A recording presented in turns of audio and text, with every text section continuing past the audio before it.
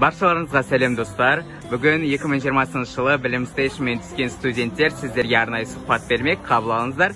Ал Назерке және де Қымбат, осы білім стейшнді қайдан таптыңыздар, қай қаладан, сіздер өздеріңізді таныстырып өтсеңіздер. Өзім таныстырып өтсем, мен 16 жасымда осы білім стейшнді таптым.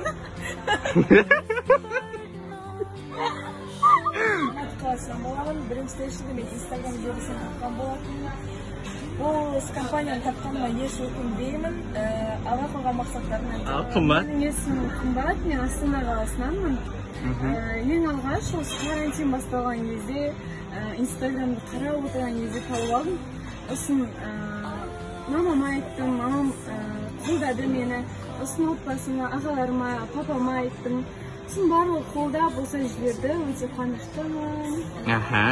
Ал қандай мамандыққа түстіңдер, қанша екен жылына, өзі бағаларын айтып жүрсеңдер, қанша кетіп жатыр өзі? Жалпы ақша ата-анамыз қолдағанда 1000 алғыз бізді.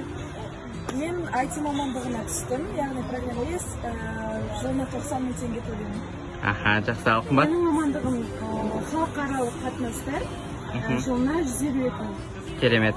Ал енді осы ата-аналарды қалай көндірдіңіздер? Көбінесе осы болашақ студенттердің проблемасы осы ата-аналарын көндіре алмай жатады, қалаған мамандықтарына түсе алмай жатады. Ал сендер қандай кеңес бересіңдер осы болашақ студенттерге? Қалай көндірдіңдер?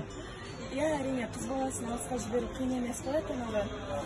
Біз білім стейшннің барлығын сенімдеке Нұргүл апай, Нұргүл ханым арқылы көндірдік. Өте керемет сапа және сенімді.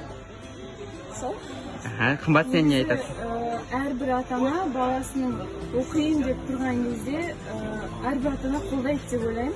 Және менің де ата-анам мен осы жаққа оқуға барам деген кезде ешқандай қарсылық білдірмей, жақсы бар деп мені қолдап жіберді. Рахмет көп. Ал қоштасып жүріңдер. Сау болыңыздар. Келесі кездескенше мен қайттан келемін деп қой. Сау болыңыздар.